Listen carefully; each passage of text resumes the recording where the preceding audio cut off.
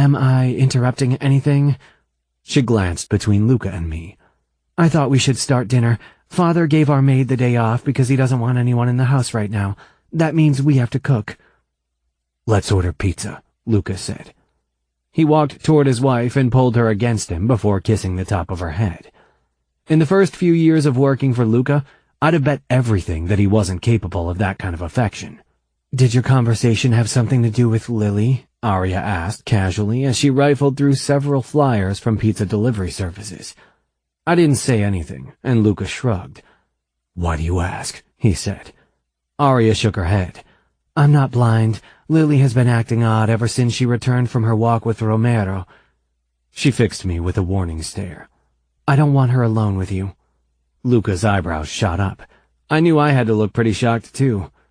Don't give me that look. You know I like you, Romero, but Lily has been going through so much recently, and when it comes to you, her brain stops working. I don't want to have to worry about her. So now you're protecting her virtue? I asked sarcastically. Hey, Luca said sharply, don't take that tone with her. Arya shook her head. No, it's okay. I'm not protecting her virtue. I just don't want her to get hurt.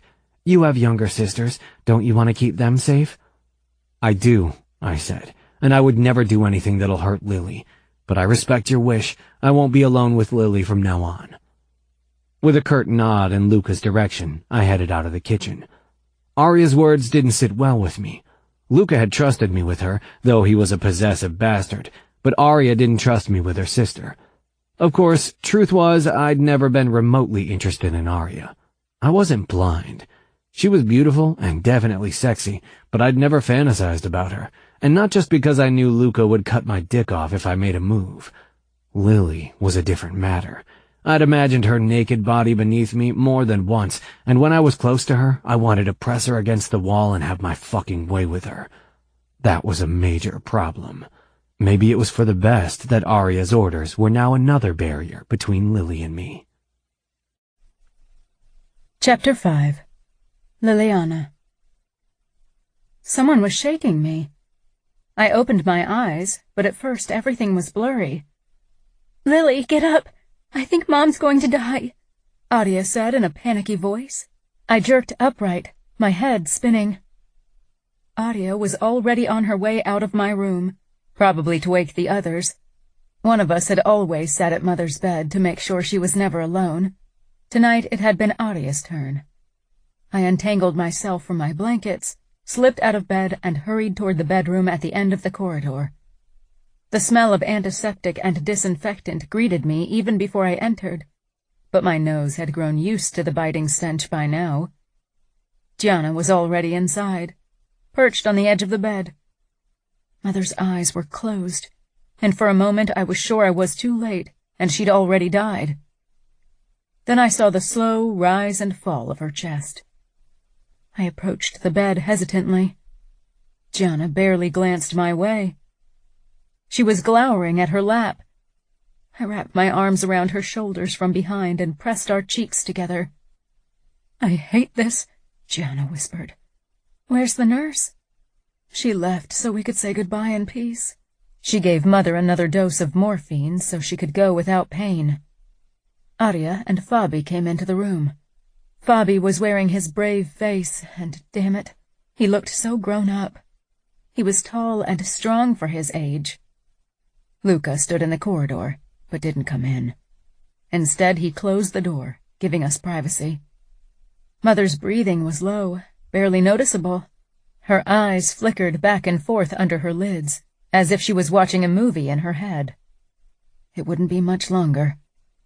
Fabi grabbed the foot of the bed, his knuckles turning white.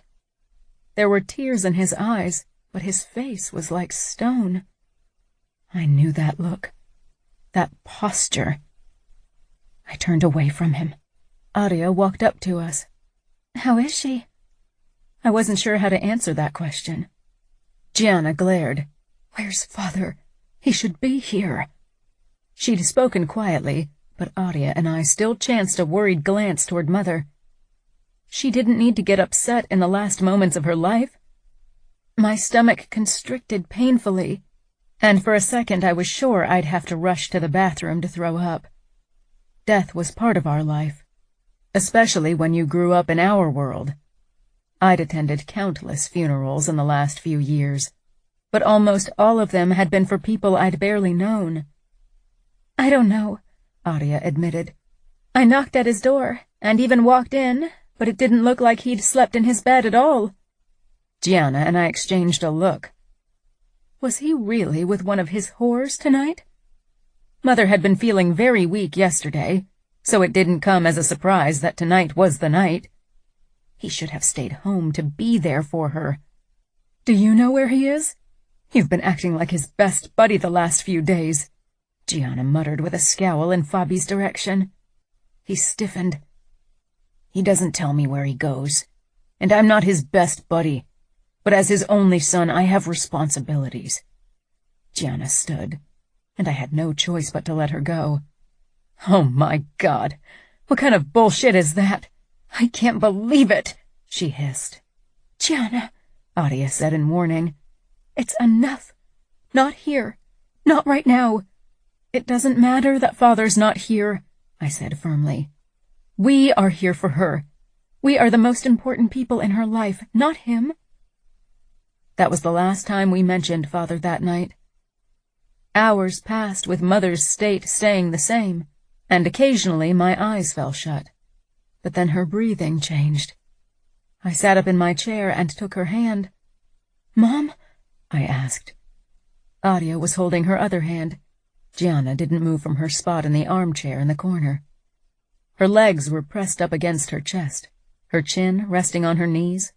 Fabi had fallen asleep with his cheek on the wooden foot of the bed. I reached out and nudged him. He jerked up in his chair. Mother's eyelids fluttered like she was going to open them. I held my breath, hoping she'd look at us once more, maybe even say something. But then her breathing slowed even more. I wasn't sure how much longer it took.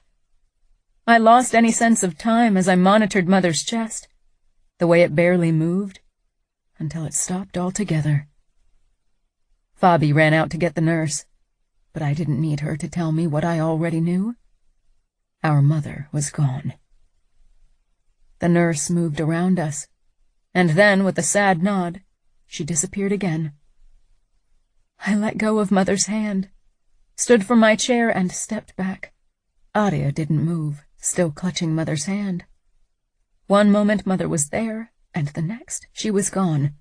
Just like that, a life ended, and with it the dreams and hopes of that person. Life was so short. Any moment could be your last.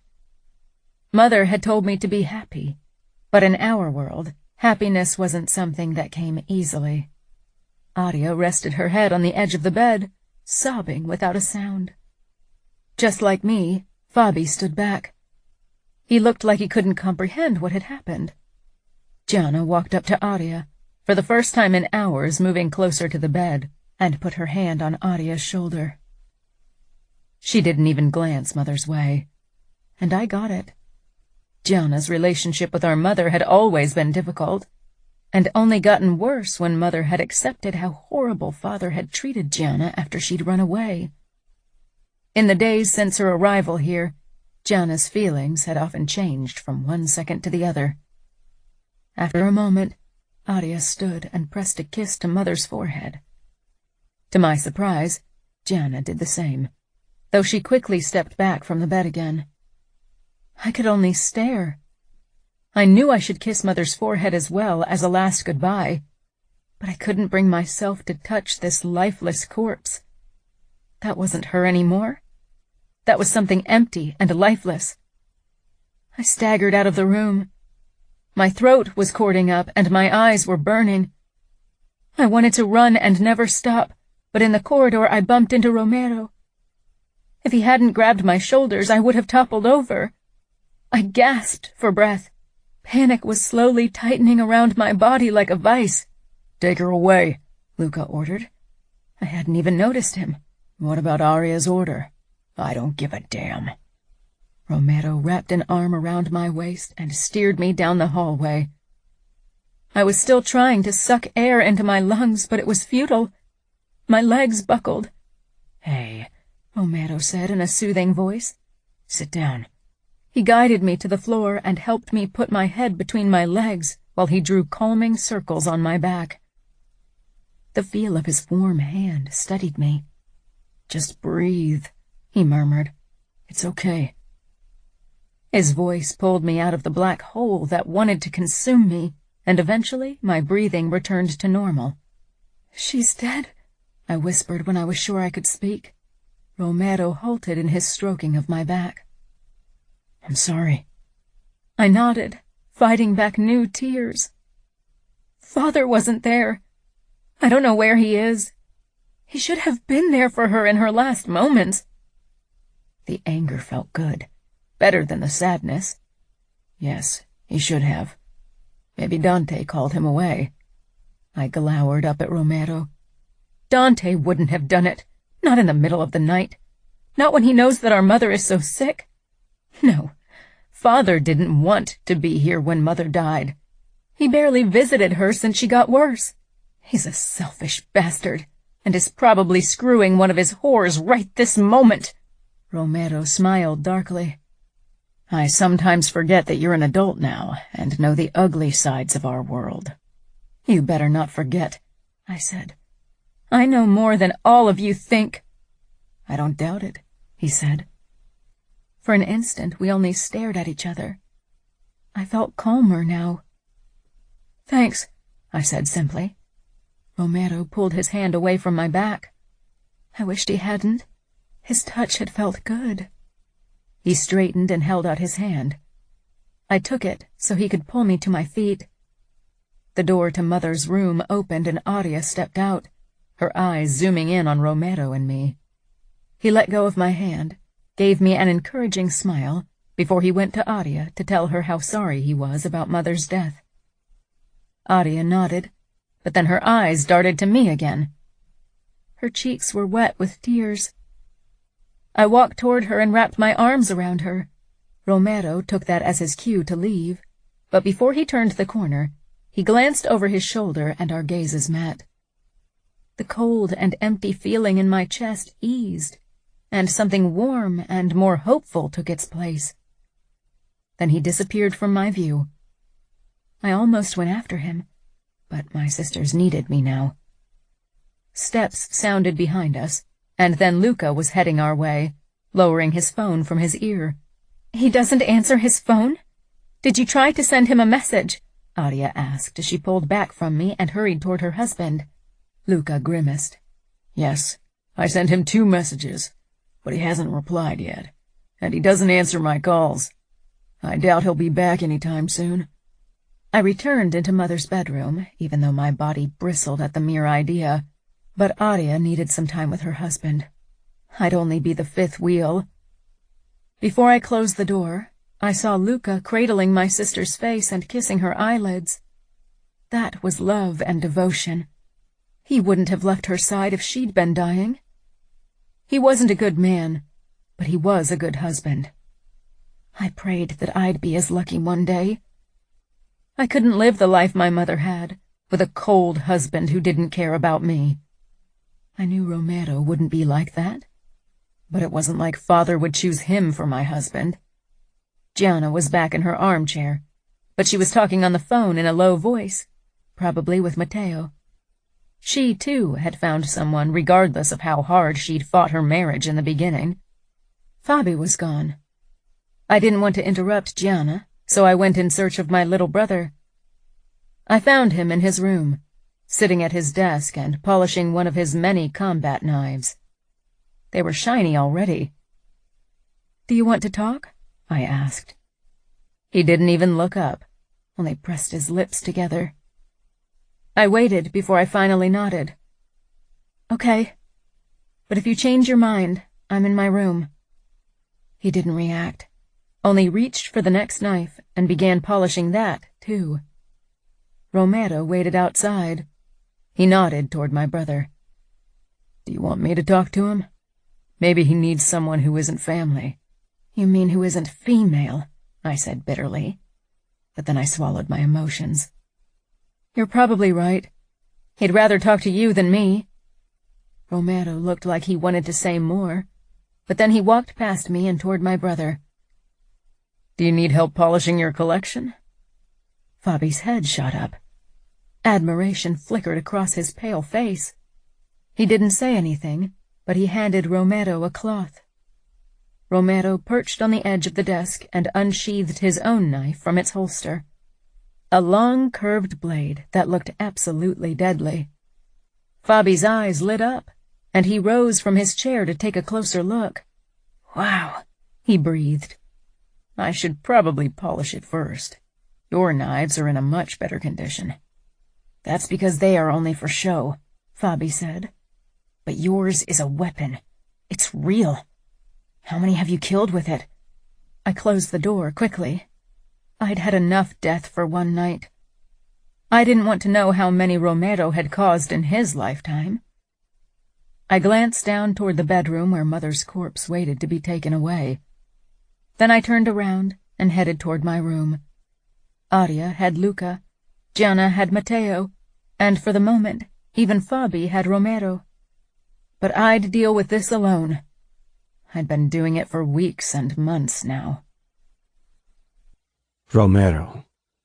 I wanted to be there for Lily, wanted to console her, but I respected Aria's wishes. She too had gone through enough shit and didn't need the additional grief of worrying about her sister. Instead, I showed Fabiano how to handle my knife, how to unsheath a long blade as quickly as a short one. It was easy to distract him from his sadness, but damn it, he wasn't the one who needed me most. Needed you? God damn it.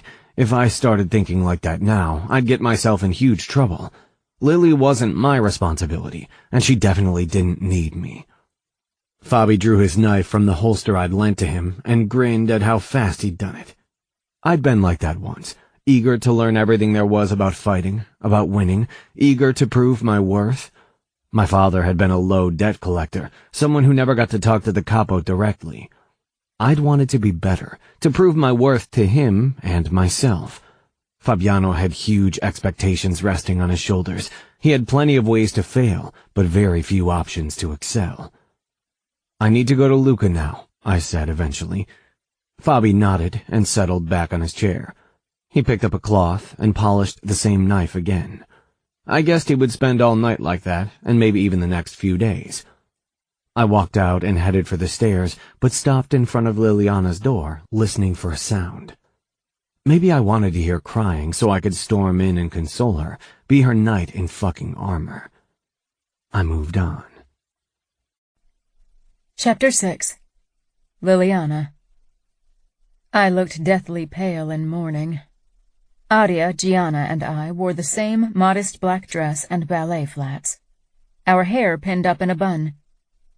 I didn't wear makeup, even though the shadows beneath my eyes were scary. Father had organized a huge funeral. Expensive oak coffin, a sea of beautiful flowers, only the best food for the feast afterwards. He acted like the devastated widower everyone expected to see. It was a marvelous show. He should have been there for Mother when she really needed him. This was only to impress people, and maybe to make him feel better. Even a man like him had to feel guilty for abandoning his dying wife. The funeral was a big affair in our world. Father was an important man, and so Mother's death was a social event. Everyone wanted to attend, and everyone was crying crocodile tears as they said their condolences. My eyes were dry as sand. I could see people glancing my way, waiting for me to cry over my mother, to show the reaction they all expected from me. But I couldn't cry. I didn't want to cry, not surrounded by so many people with their fake tears. They pretended they'd cared for my mother, that they'd known her, but none of these people had visited her when she was bound to the house. She'd been dead to them long before her death. The moment she hadn't been the glitzy society lady, they'd ditched her like a dirty rag. They made me sick. All of them. Father put his arms around Fabi's and my shoulders as he led us toward the coffin. I shuddered under his touch. I didn't think he realized it was revulsion for his closeness that had caused my reaction. because he actually squeezed my shoulder. It took incredible self-control for me to stay where I was and not rip away from him. The priest started his prayer as the coffin was slowly lowered into the hole. I peered up through my lashes and caught Romero's eyes over the grave. Unlike Luca and Matteo, who'd flown in for the funeral, Romero wasn't allowed to stand on this side with our family. His expression was solemn as we watched each other, but then he lowered his gaze back to the coffin. He'd been avoiding me in the last few days. When I entered the room he was in, he usually left with a stupid excuse. It was obvious he couldn't stand my presence, and didn't know how to tell me. Everyone was walking on eggshells around my siblings and me now. I wished he'd tell me the truth. I could handle it. Father led us back toward the other mourners, away from Mother's grave, and finally let go of me. I released a quiet breath, glad to be out of the spotlight and away from my father. The moment people started to head for the coffin to say their last goodbye, I backed away. Nobody stopped me. Nobody even seemed to notice. They were busy putting on their show. I turned and didn't look back. I rushed down the path, away from the grave, sending pebbles flying as my feet pounded the ground. I wasn't even sure where I was going. The graveyard was huge. There were plenty of places to find peace and silence. I reached a part that was even more opulent than where Mother had been buried. Rows over rows of old family vaults surrounded me. Most of them were locked, but one of the iron gates was ajar. I headed that way, and after having made sure nobody was watching me, I opened it and slipped inside. It was cool in the vault, and the smell of mildew drifted into my nose. Everything was made from gray marble. I sank down slowly and sat with my back against the cold wall. In moments like this, I understood why Gianna had run away. I'd never had the urge to leave this life behind forever, but sometimes I wanted to escape at least for a little while. I knew eventually someone would notice I was missing and come looking for me, but I didn't even care that Father would lose his shit on me. It took less than an hour before I heard someone call my name in the distance. I opened my lips to reply, but not a sound came out. I rested my head against the marble and peered out through the bars of the iron gate. So often in my life, I'd felt as if I was surrounded by invisible bars, and now I sought shelter behind them. A bitter smile twisted my lips. Steps crunched outside of the vault. I held my breath as someone came into view outside the gate. A tall form with a familiar frame loomed in front of it. Romero. He hadn't seen me yet, but his eyes scanned their surroundings. They passed right over the spot where I was hiding, and he was about to turn away. I could have stayed hidden, alone with my anger and misery and sadness. But suddenly I didn't want this. For some reason, I wanted Romero to find me. He hadn't faked tears, and he wasn't family. He was safe. I cleared my throat quietly, but of course a man like Romero didn't miss it. He turned, and his eyes zoomed in on me. He headed for me, opened the gate, and stepped in with a bent head because he was too tall to stand. He held out his hand for me. I searched his eyes for the pity I hated so much, but he looked merely concerned, and maybe even like he cared. I wasn't sure what to make of his concern when not too long ago he'd done his utmost to stay away from me. I slipped my hand into his, and his fingers closed around me before he pulled me to my feet.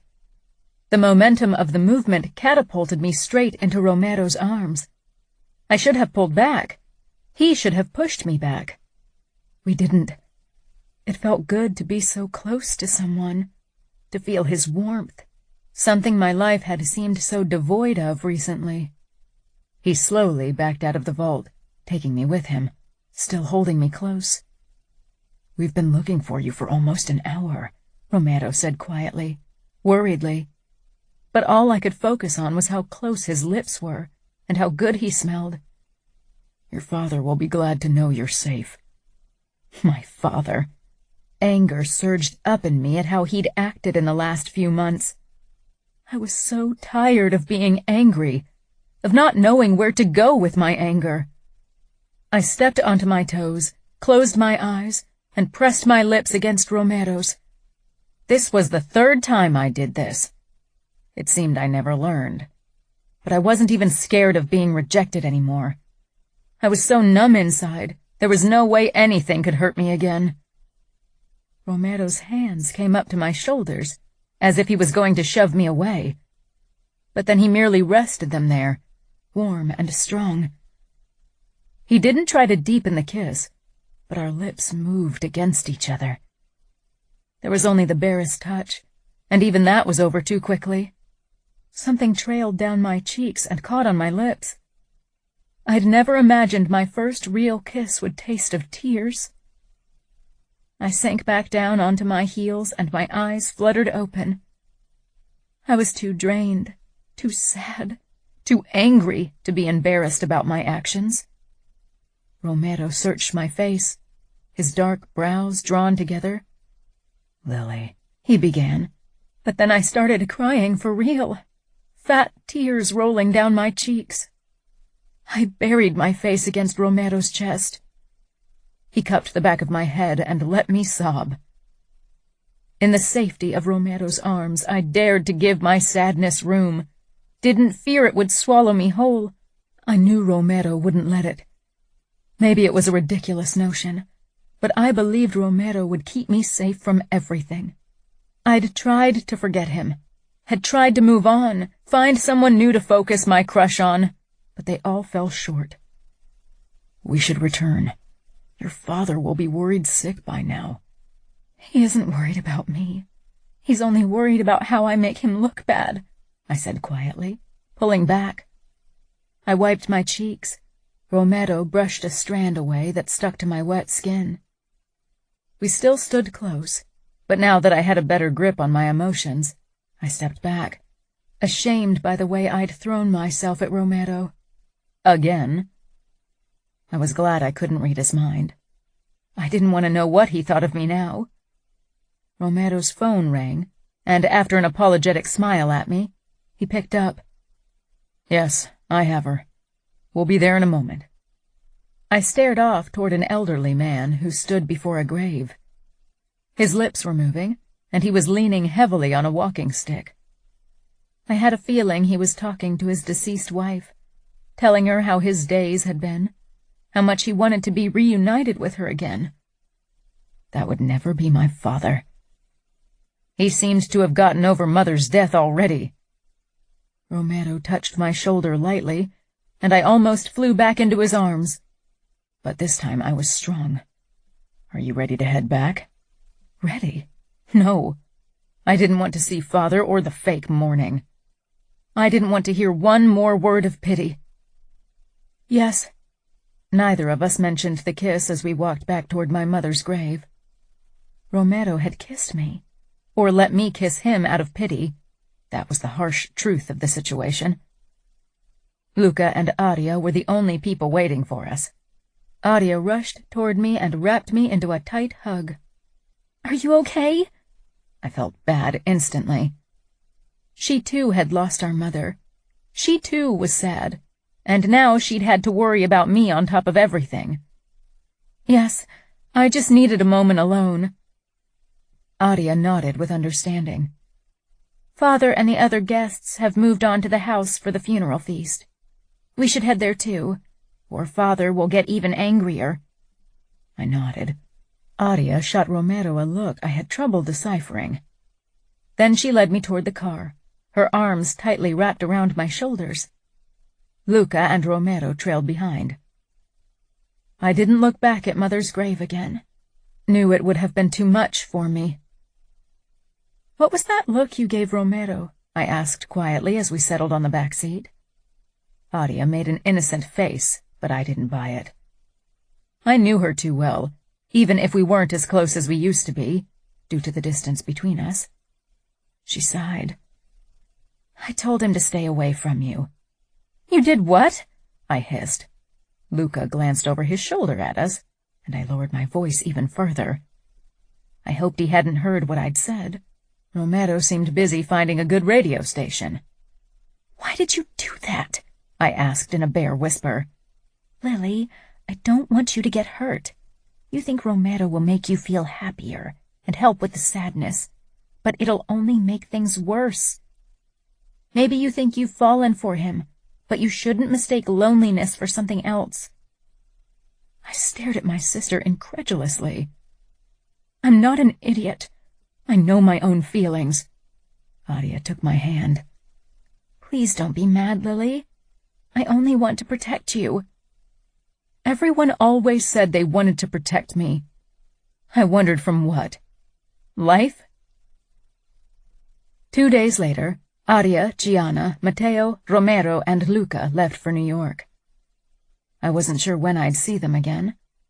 Adia had asked Father if I could visit them for a couple of weeks in the summer, but he'd refused, with a not-so-veiled look in Gianna's direction. I'd put on a brave face, told them I'd be busy spending time with my friends and taking care of Fabi. Romero hadn't even hugged me goodbye, and he and I never got the chance for a private talk. Maybe it was for the best that I couldn't ask him about the kiss. Adia called the same evening, trying to make sure I was really okay.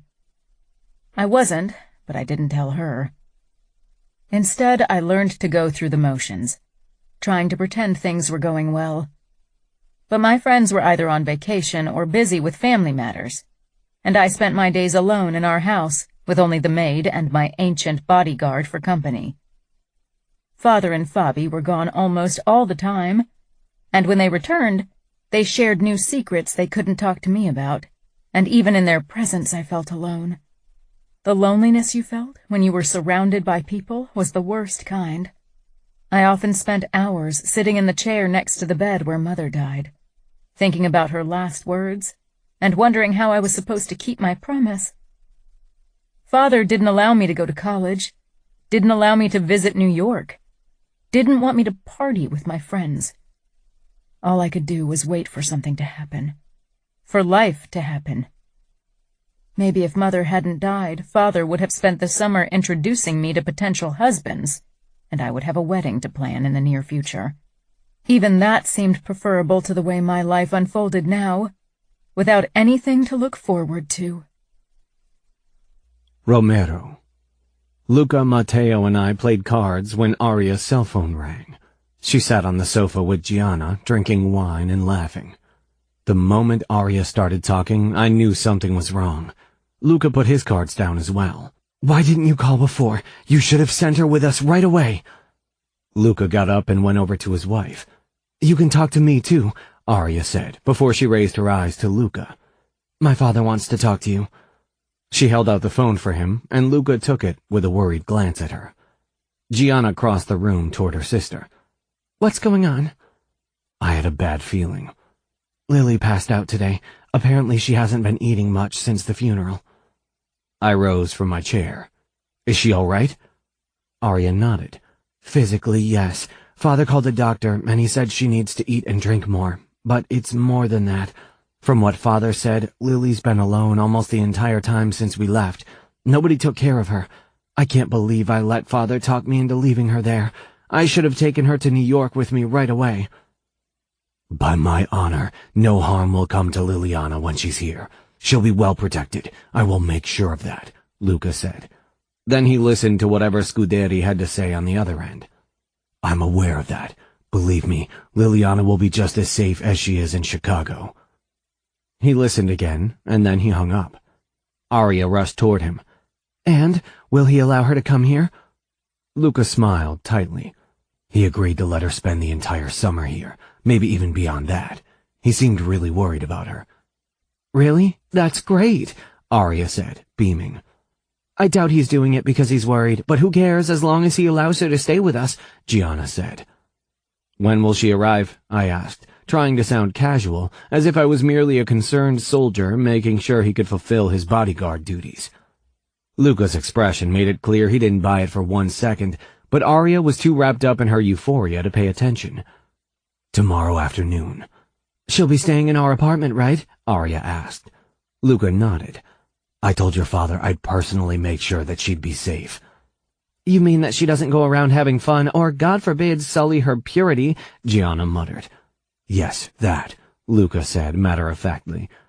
"And since war with the outfit might be the outcome if I don't keep my promise, I'll do everything in my power to make sure she has only very limited fun." Again his eyes found me, and I had to suppress a curse. He didn't even know about the kiss Lily and I had shared in the graveyard. I wondered how much worse it would be if he actually knew. "We could spend the summer in the Hamptons. It's too hot and stuffy in the city, and we're using the mansion not often enough anyway." Arya touched Luca's forearm and fixed him with one of her looks that always got him. "Please, Luca, I don't want Lily to be stuck in the apartment. In the Hamptons we can lie at the pool and swim in the ocean and take trips with our boat." Okay, Luca said with a resigned look. "But Matteo and I can't stay with you the entire time. We have a lot to deal with at the moment.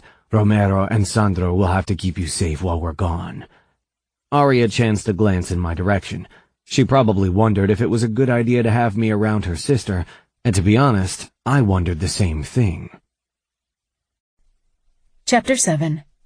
Liliana. I hadn't even realized how much I'd neglected myself in the last 2 weeks since Mother's funeral. I hadn't been hungry and rarely thirsty, so I hadn't eaten much. Of course, I was happy that my fainting had changed Father's mind. Sending me to New York was the greatest gift he could have given me. In the last 2 weeks, I'd wanted nothing more than to be finally out of this house. When I landed in New York, Arya and Luca were waiting for me.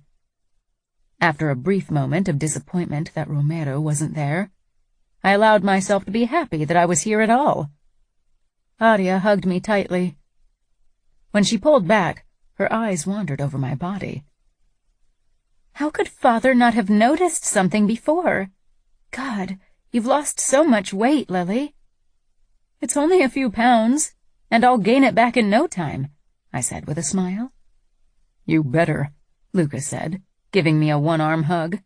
"I will have you force-fed if necessary. I promised your father to take good care of you." I rolled my eyes. "I don't even understand why Father cares. He hardly paid attention to me, and now he's suddenly worried sick over me? What is that all about?" A look of worry passed Arya's face, and I was about to ask her about it when Luca nudged me and her toward the exit. "Let's get going. I hate this place." "So what are we going to do today?" I asked as we headed toward the car. After weeks of doing nothing, of feeling nothing, I needed to get out, needed to feel alive again. "Nothing," Arya said apologetically. My face fell, and Arya hurried to add, "But only because we're leaving for the Hamptons early in the morning. We'll be spending the summer at the beach." "Really?" I asked. Arya smiled brightly, and suddenly the dark cloud over my head burst open. Romero. I was good at keeping a straight face, even in difficult situations, but when I first saw Lily as she walked into the penthouse, I wasn't sure I could hide my fury. Fury toward her father for letting his own daughter drown in her sadness while he was busy improving his position in the outfit by inducting his too young son. Lily had lost weight, enough that her collarbones and shoulder blades stood out. She looked breakable, but still so goddamn beautiful. I wanted to protect her from everything. Her eyes met mine, and the longing in them almost compelled me to cross the room to wrap her in my arms, but I stayed where I was, not only because of the look Arya sent me. Luca had given his promise to Scuderi. We, the Familia, would keep Liliana safe, and that included her honor. Considering that most of my dreams included Lily in some state of undress, I definitely needed to keep my distance, and I would. In the last few weeks, I'd fucked several girls in the hopes that they'd dispel Lily from my mind, but seeing her now, I realized that it had been completely in vain. Of course, it hadn't really helped that I'd imagined it was Lily every time I'd been with a woman. I was completely screwed. Luca came up to me as I leaned against the kitchen counter and watched the reunion of the three sisters. Is this going to be a problem, you being in a mansion with Liliana? No, I said firmly. You sure? Because that look on your face a moment ago told me a different story. I'm sure. Liliana is a pretty girl like you said, but I've been with pretty girls. I've been with prettier girls even. I won't risk Scuderi's wrath. It was a fucking lie. None of the girls I'd been with could compete with Lily's beauty, but thankfully Luca couldn't read minds, even though he tried to make the stupider soldiers believe he had some sort of sixth sense like that, just to keep them in line. Not just Scuderi's wrath, Luca said. This is fucking serious. I mean it, Romero. Was that a warning? I had to bite back a comment and nodded. Luca was a good capo, and I'd never had a problem following his rules, but for some reason this didn't sit well with me. Lily tried to catch my eye during dinner, but I made sure to keep my attention on Matteo and Luca. I didn't want Lily to get her hopes up. And what was more important, I needed to get my own fucking urges in check. Liliana. Romero was still ignoring me, though ignoring wasn't quite the right word. He treated me with polite detachment, always friendly, but never too warm.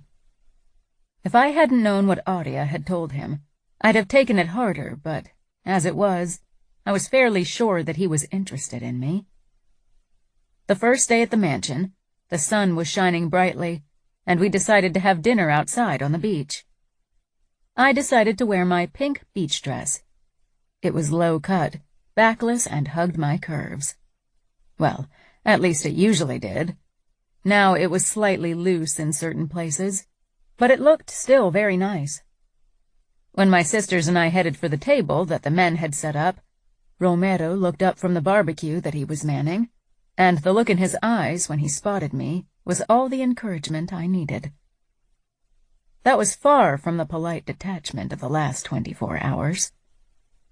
He tore his gaze away from me and returned to his task of turning the steaks. He looked amazing, too. The way the sinking sun caught on his brown hair, the way his forearms flexed when he moved. I loved the way he'd rolled up the white sleeves and had opened the upper 2 buttons of his shirt, revealing a sliver of tanned chest. "You're drooling," Gianna whispered in my ear. I flushed and jerked my gaze away from Romero, then glared at my sister, who sank down at the table with a sneaky grin on her face.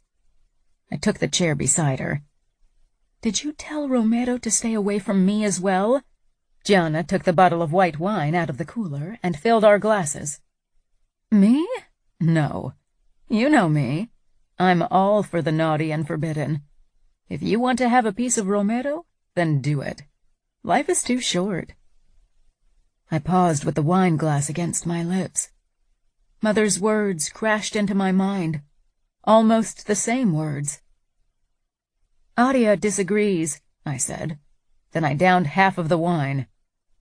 "Audia's trying to act like a mother hen, but you have to decide what you want." "Are you trying to get me in trouble?" I asked, feeling my stomach warm from the wine. I finished my glass in another long gulp.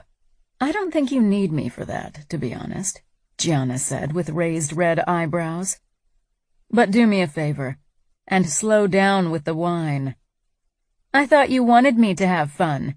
"Yeah, but I want you to be sober enough to realize what you want. And I don't think Romero will take you seriously if you're shit-faced." "You're right. He's too much of a gentleman to take advantage of a drunk girl." Gianna snorted. "Wow, now I know why Audia's worried." She watched Romero for a while. He was laughing about something Matteo had said. "I wouldn't put too much trust in his gentlemanliness if I were you. Stay in control when you're with him. He's still a made man. Don't make me have to kill him, okay?" "I thought you weren't a mother hen." "I'm not. I'm the angry mother bear who's going to tear his dick off if he hurts you." I burst into laughter. Audia joined us at the table in that moment and regarded us with suspicion. "I don't know if I like you two alone together. It smells like trouble if you ask me." "You don't want me alone with anyone, it seems," I said, only half teasing. Adia groaned and took a glass of wine for herself. Are you still mad at me? I'm not mad at you. I was only going to ignore Adia's orders, and I'd do my best to convince Romero to ignore them as well. Adia glanced at Gianna, who made an innocent face, then at me. I don't like this. Promise me you two aren't getting into trouble. I've had enough trouble, thank you very much, Gianna said with a grin. Adia fixed me with her older sister look. I'll behave, I promise, I said eventually. Then I poured myself more wine, trying to come up with a plan to get some alone time with Romero. I knew Adia would do her best to be my constant shadow. During the day, it was pretty much impossible to shake Adia off. She watched me, and particularly Romero, like a hawk. When had she turned into such a killjoy? The nights and the early mornings were the only options I had. Since I barely slept anyway, that wouldn't prove too much of a problem. For some reason, the darkness made me afraid of falling asleep. So I spent the nights fantasizing about Romero and making plans on how to seduce him, while I caught the occasional hour of sleep when my sisters and I were sunbathing in the afternoon. It had taken me a few days to gather my courage for my next move. I knew how to put on a brave face, but this wasn't something I'd ever done before. I had no experience with men, except for the harmless flirting I'd done with Father's soldiers over the years. I wasn't as worried about Romero's rejection as I used to be. I'd caught him watching me too often in the last few days when he thought nobody was paying attention. When the sun came up, the first hesitant rays brushing my face, I slipped out of bed and crept toward my window facing the beach. Like every other morning in the last few days, I spotted a lonely figure jogging along the beach in shorts and without a shirt. This was the highlight of my day. I wasn't sure where Romero took the discipline to get up before sunrise every morning to work out, and I really hoped he wouldn't show that much self-control when it came to me. I watched him jog uphill toward the mansion, and pressed myself closer to the wall so he wouldn't find me spying on him. After he'd disappeared from view, I waited another 5 minutes before I headed out of my room. It was deadly silent at this hour, barely 6 o'clock. My sisters were still asleep. They never got up this early. And Matteo and Luca had left for New York yesterday and wouldn't be back until tonight. So the only person who could have crossed my path was the other guard, Sandro. When I passed Sandro's door, I made sure to be extra quiet. But there was no sound coming from his room. I picked up my pace the closer I got to Romero's room. I knew it was wrong. If someone found out, if my father found out, he'd keep me locked up in Chicago. He wouldn't even let me leave the house anymore. What I was doing was vastly inappropriate and unladylike. People were still bad-mouthing Gianna after all that time. They'd jump at the chance to find a new victim. And what could be better than another Scuderi sister getting caught in the act, and with a mere soldier, no less?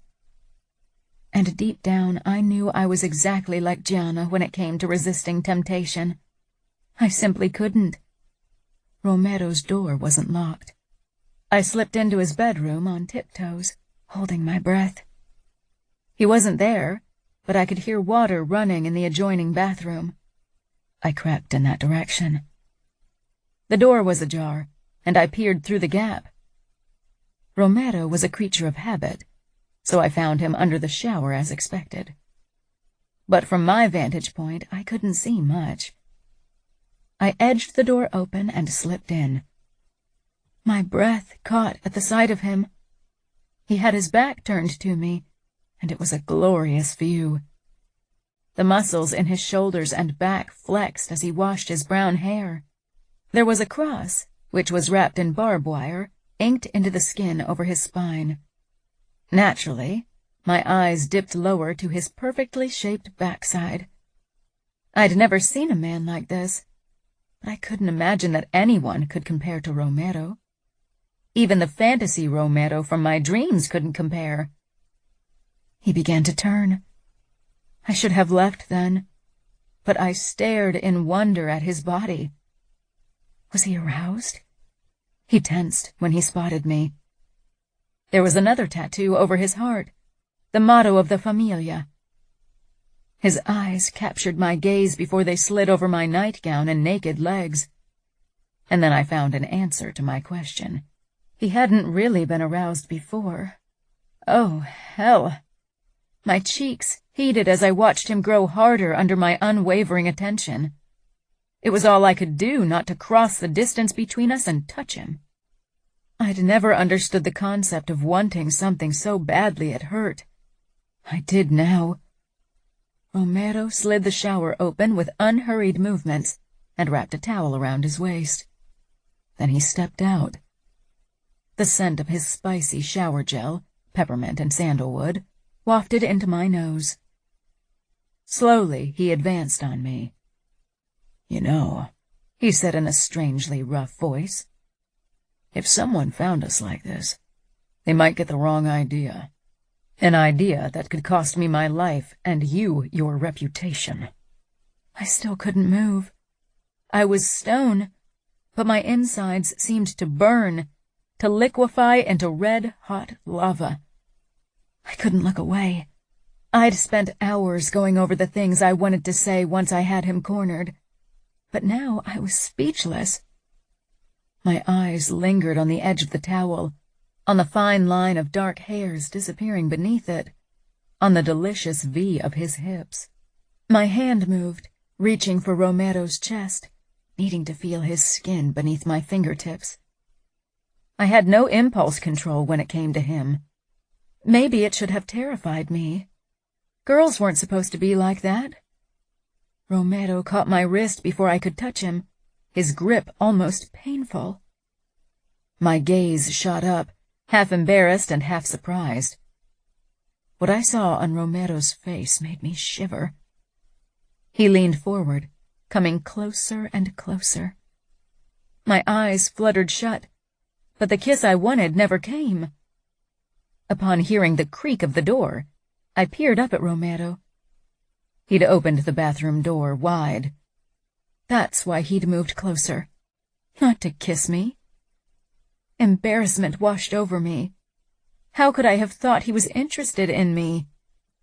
"You need to leave," he murmured as he straightened. His fingers were still curled around my wrist. "Then let me go." He released me instantly and took a step back. I stayed where I was. I wanted to touch him, wanted him to touch me in turn. He cursed, and then he was upon me, one hand cradling the back of my head, the other on my hip, the touch hot, warning and promise. I could almost taste his lips, they were so close. His touch made me feel more alive than anything ever had, and I wanted more of this feeling, wanted to drown in it. "Leave," he rasped. "Leave before I break my oath." It was half plea, half order. I wanted him to break his oath, wanted nothing more. But something in his gaze made me back away a few steps. I was brave, but I wasn't stupid. Letting my gaze travel the length of him one last time, I quickly rushed outside and crossed the bedroom, only stopping to check the corridor before I left. There was nobody around, so I stepped out and hurried toward my room. I'd almost reached my door when Gianna showed up, still dressed in pajamas and a cup of hot chocolate in her hands. She halted, eyes narrowing in suspicion. "What are you doing sneaking around the corridor in your nightgown?" Why did she have to choose today to get up early? "Nothing," I said a bit too fast. I could feel heat creep up into my cheeks. When would my body ever stop betraying me in situations like this? "Nothing," Gianna repeated, crossing her arms in front of her chest and taking a casual sip from her cup. "Right. Isn't Romero's room in that direction?" I shrugged. "Maybe. It's not like he's ever invited me over." "Doesn't mean you haven't been there." Are you done with your interrogation? I don't know why you suddenly try to sound like father. It's not like you've always been playing by the rules. Easy, Tiger. I was just curious. For all I care, you can visit Romero and whoever else you want as often as you like. But you know how things are. If the servants catch you, rumors will spread like wildfire. You have to be clever about it, and running around the house like a chicken without its head isn't going to help. If Adia had caught you like this, you'd have a lot of explaining to do. I did nothing wrong, I said stubbornly. Gianna smiled bitterly. I know, but that doesn't mean they won't punish you for it. Just be careful. She handed me her cup of hot chocolate. I think you need it more than me. I'd thought I was being careful, but at least my sisters seemed to see right through me. I could only hope they would keep my secret from their husbands. Both Romero and I would get into huge trouble if people started to believe something was going on between us, even if there wasn't. Nobody cared about the truth. I wished there was something to talk about. Wished Romero had kissed me like I'd wanted him to. Wished he hadn't stopped at kissing. Romero. I almost chased after Liliana to drag her back into my room and have my way with her. Damn it. She'd wanted me. It had been written all over her face, plain as day. The first moment I'd turned around and seen her standing there with huge blue eyes, I'd thought I was imagining it. After all, I'd been thinking about her during my shower. She was on my mind way too often. If Luca knew how hard it was for me to concentrate at the moment, he'd have someone else protect Arya, and he'd definitely have me sent back to New York, far away from Lily. If I was a good soldier, I'd ask him to do it, but I didn't want to go anywhere. I wanted to stay near Lily. I ran a hand through my wet hair as I glared at the bathroom door. Why had I sent her away? She'd wanted me to kiss her. She'd wanted more than that. Why did I have to listen to my fucking conscience then? But it wasn't even morals that kept me from kissing Lily. It went against my oath, my duty, but that wasn't the main reason. Even though she wasn't really mine to protect, I still wanted to protect Lily, even from herself. She couldn't possibly realize the consequences of flirting with me like that. In our world, a girl's entire worth was based on her reputation, her pureness. That was true in particular for girls from high-ranking made men. But even among soldiers, only very few women were allowed to date someone they chose. We still followed the same rules from more than a century ago, and I doubted that would change anytime soon. If I let Lily close, if I let this thing between us unfold, if I took her the way I wanted her, then she'd be ruined in our society's eyes. Of course, there were plenty of things we could do that wouldn't destroy her virginity. So many things, damn it. That was a very dangerous thing to consider, because if I really started to think of all the ways I could have Lily without ruining her, the likelier it got that I actually acted on those ideas, and I wasn't sure if I was strong enough to stop at a certain point. At least, not if Lily didn't ask me to, and I had a feeling she wouldn't.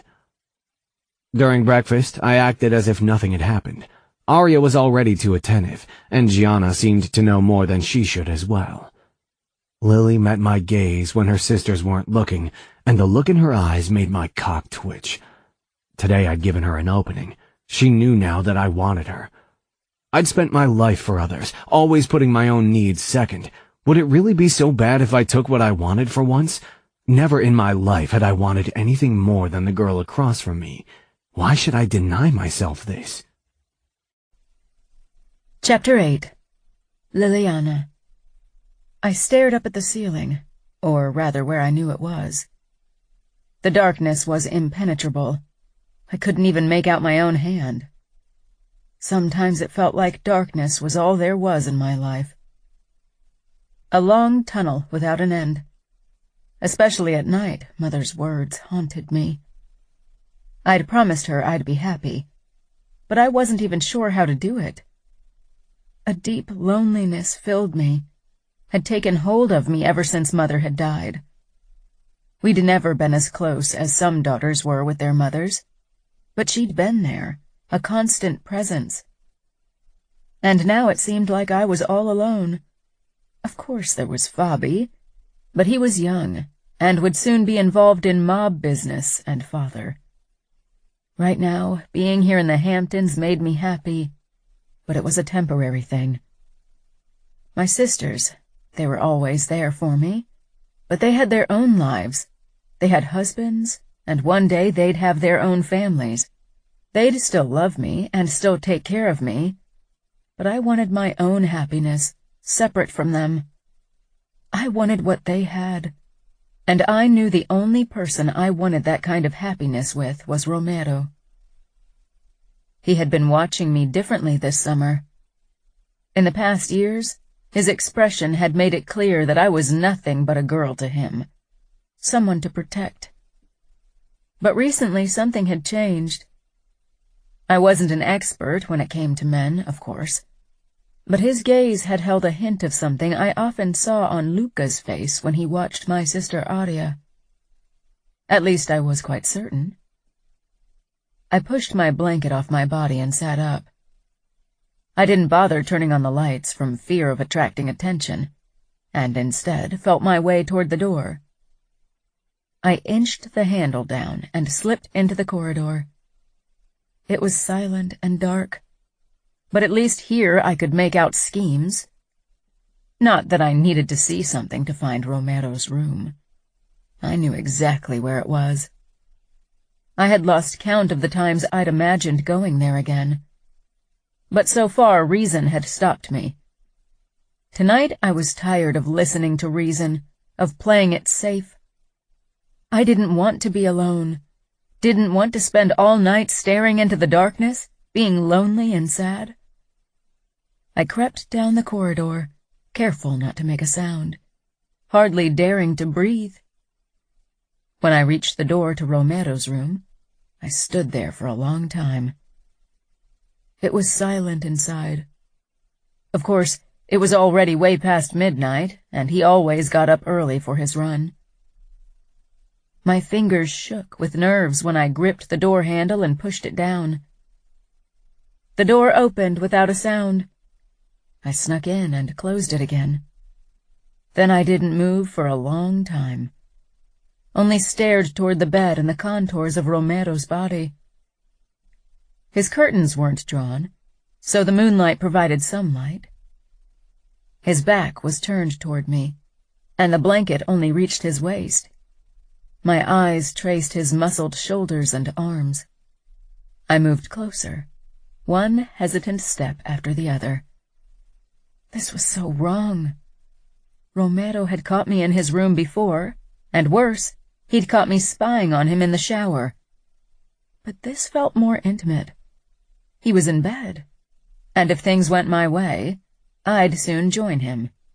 What if he sent me away? Or worse, what if he got angry and told Luca? What if they sent me back to Chicago, into that dark and hopeless house with my father, who didn't miss my mother at all? I froze a couple of steps from the bed. My breathing had quickened as if I'd exerted myself, and my hands were clammy. Maybe I was losing my mind. I was trying to tell myself that I was doing this because Mother had wanted me to be happy. But maybe I was only using that as an excuse for my insanity. I'd wanted Romero long before Mother had ever said anything, and had even tried to kiss him long before her death. I shook my head, getting mad at myself for overthinking everything. There had been a time when I'd done whatever I wanted as long as I felt like it. I took another step toward the bed, but I must have made a sound without noticing it, because Romero's breathing changed and his body tensed. Oh no, there was no going back now. He rolled onto his back in one fluid move, then his eyes settled on me. He relaxed, but quickly tensed again. Liliana? I didn't reply. My tongue seemed to be stuck to the roof of my mouth. What had I been thinking? Romero swung his legs out of bed, and he sat on the edge for a moment, silently watching me. Could he see my face? I probably looked like a mouse trapped by a cat, but I wasn't afraid. Not one bit. If anything, I was embarrassed, and strangely excited. I was a twisted and sick mouse, that much was sure. He stood, and of course my eyes did a quick scan of his body. He was only wearing boxer shorts. He looked too good to be true, like he'd stepped right out of my dreams. It was embarrassing to think how often I'd dreamed of Romero and all the things I wanted to do with him. "Lily, what are you doing here? Is everything okay?" There was worry in his voice, but there was also something else. Something I'd heard when he'd caught me spying on him in the shower. It was something darker and almost eager. My stomach fluttered with butterflies, and I took a step in his direction. I wanted to fly into his arms, wanted to kiss him, and so much more. "Can I sleep with you?" The words shot out, just like that, and once they were out, I couldn't believe I'd said them, especially since they could easily be taken the wrong way. Romero froze. Silence stretched out between us. I was sure it would crush me any second. I took another step in his direction. I was almost in arm's reach now. The sound of Romero's breathing was incredibly loud. I could see his chest heaving. Was he angry? "This isn't something you should joke about," he said quietly. "It's not funny." He was angry. Maybe I should have taken the hint and turned on my heel to leave his room. But like Gianna, I had never been very clever in situations like this. "I wasn't joking, and I didn't mean it like that," I whispered. "I want to sleep in your bed. Just sleep. For now. I wanted more than that eventually." "Liliana," Romero murmured. "have you lost your mind? Do you even realize what you're saying?" Fury rose up. Everyone always thought I was too young, too naive, too female to make decisions. "I know exactly what I'm saying." "I doubt it." I bridged the distance between us until our chests were almost pressed against each other. Romero didn't back away, but he braced himself. "Every night I feel like darkness is swallowing me whole, like my life is spiraling out of control, like there's nothing good in my life. But when I think of you, those feelings disappear. I feel safe when I'm with you." "You shouldn't. I'm not a good man, not by any standards." "I don't care about good. I grew up in this world. I know how things are, and I'm fine with it." "You don't even know half of it. And if you really know how things are, then you should realize what could happen if someone found you in my room at night." "I'm tired of hearing what I can't do. Can't I decide for myself? It's my life, so why can't I make decisions?" Romero was quiet for a moment before he said, "Of course it's your life. But your father has certain expectations of you. And not only that, Luca gave him and Dante Cavallaro his word that he'd take good care of you and keep you safe. That includes your reputation. If someone told them you were in my room right now, that could mean war between the outfit and New York. This isn't a game. This is too serious for you to play around." "I'm not playing around. I'm so lonely, Romero," I whispered. "And I like you. I really like you." That was an understatement. "I only want to be close to you. You kissed me back, and I know how you've been looking at me. I know you are interested in me." He didn't say anything. Doubt wormed its way into my brain. Had I been imagining the looks he'd given me? "If you don't like me, then tell me. It's okay." It wasn't. I'd be crushed. But maybe it would be for the best. I'd move on with my life somehow. "Fuck," he murmured, turning away from me and leaving me to stare at his back. "If I was a good guy, I'd tell you exactly that. I'd fucking lie to you for your own good. But I'm not good, Lily." Relief flooded me. He hadn't said he didn't like me. I'd read the signs right. God, I could have screamed with joy. I rested my palms against his bare shoulder blades. His skin was soft, except for a few small scars, but they made him only more desirable to me. They flexed under my touch, but he didn't step away. So you are interested in me? And you like me? Romero let out a harsh laugh. This is crazy. Just tell me, do you find me attractive? He turned around. I wasn't quick enough to pull my hands away, so they now rested against his chest. That felt even better. I had to stop myself from running my hands up and down his body. Even in the half-dark, I could see the fire in his eyes. He scanned me from head to toe. I was only wearing pajama shorts and a tank top, but I wasn't even embarrassed. I wanted Romero to see me like that, wanted to get a reaction from him. Lily, you are stunning. Of course I find you attractive. Look at you. You are too fucking beautiful for words. My lips parted. That was more than I'd dared to hope for. I moved even closer and peered up at him. Then why do you keep pushing me away? Because it's the right thing to do, and because I know the risks. Isn't it worth the risk? Romero stared down at me with such intensity that I couldn't help but shiver. He didn't reply. He gripped my hips and pulled me against him before his lips came down on mine. I opened up without hesitation, eager for that kiss, eager for his closeness. His tongue plunged into my mouth. There was no flicker of hesitation or doubt in his kiss. I moaned. This was so different from our first kiss, more intense. He cupped the back of my head, guiding me the way he wanted it. I could hardly keep up. I stepped on my tiptoes and leaned against him as I gripped onto his shoulders for balance.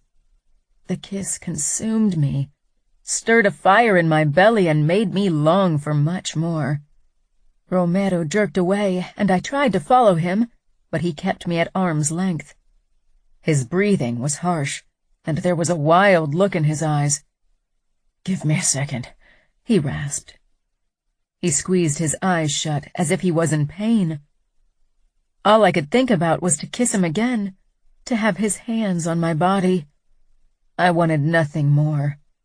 But I did as he asked, and gave him a few seconds to get control over himself. Eventually, he opened his eyes again. The wild look was gone and was replaced by something more controlled. His grip on my shoulders relaxed, and his thumbs lightly stroked my skin. I wasn't even sure he noticed. The light touch raised goosebumps of delight all over my skin. I waited for him to say something, but also feared what he would say. One of his hands traveled up to my cheek. "You should leave now," he said quietly. I froze.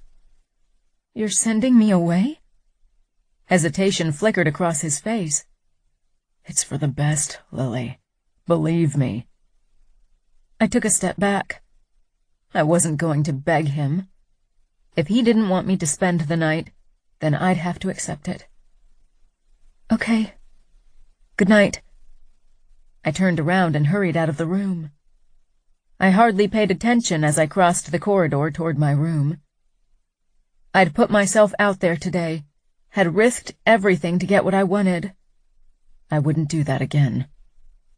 I had a huge crush on Romero, but I also still had my pride. If he didn't want to risk this, then I'd accept it. I closed the door and crept back into my bed. Like before, the darkness closed in on me. It was too silent in my room, too lonely and empty. Even the memory of the kiss Romero and I had shared couldn't cheer me up. Not when it was probably the last time I'd kiss Romero. It took a long time for me to fall asleep, and then Mother's pale, unhappy face haunted my dreams.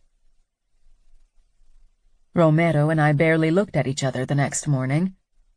I didn't seek his closeness like usual. I tried to avoid his eyes as much as possible, but a few times I caught him stealing glances my way. I wasn't sure what they meant, but I was glad that he and I didn't get to spend time alone together. Of course, he was almost always around. It was difficult to avoid your bodyguard, but I did my best to focus entirely on my sisters, to enjoy my time with them. Romero. It was way past midnight when I headed for my room. Luca, Matteo, and I had played cards until an hour ago, a distraction I fucking needed, and afterward, when they had joined their wives in bed, I'd sat on the terrace and wondered why I couldn't have the same. A noise made me pause. My hand went to my gun as I followed the sound toward Lily's door. She sounded like she was in distress, mumbling in her sleep and crying. I checked the corridor, but I was alone. Everyone was long asleep, or at least busy behind closed bedroom doors. I pushed the door open and slipped in. It took my eyes a moment to get used to the darkness, which was worse than in the rest of the house. The curtains didn't let any light in. I kept the door ajar and moved further into the room. I knew what I should do, and it definitely wasn't being alone in Lily's bedroom with her at night. On my list of things to avoid, that was really at the top. She was in obvious distress, and I'd vowed to protect her, but a nightmare wouldn't harm her. There was no reason for me to be here. I could have called Arya or Gianna, or just let Lily sleep through her nightmare, but I was a stupid fucker. When she'd come to my room 2 days ago, it had taken every fucking ounce of self-control to send her away. I'd wanted her in my bed, and not just for sleep. When I'd first heard her question if she could sleep with me, I'd almost gotten a hard-on. I knew she didn't mean it that way, but I'd never wanted to misunderstand someone more than in that night. This was messed up. I'd always put my job and the familia first. All the women in my life so far had been a nice distraction, but they'd never even come close to interfering with my duty. Lily was different. I wasn't sure how she'd done it, but I couldn't get her out of my freaking head. I glanced between the open door and Lily's bed, then I walked toward her. I left the door ajar, even though part of me wanted to close it and have total privacy, but if I wanted any chance at keeping my promise, I needed the risk of someone walking by and looking into the room. As I stood over Lily, I watched her for a moment. She lay on her back, her blonde hair spread out on her pillow and her brows drawn together. Even in the throes of a nightmare, she was fucking beautiful. Damn it, what had I gotten myself into? I touched her shoulder. She was dressed in only a tank top, and my fingers brushed the naked skin of her shoulders, and the touch sent a freaking shiver all the way to my cock. Her fucking shoulder, not her boob, or her butt, or her pussy. I almost got a fucking hard-on from touching a shoulder, for God's sake. This was pathetic on a whole new level. Liliana? Somehow it felt safer to use her normal name instead of her nickname.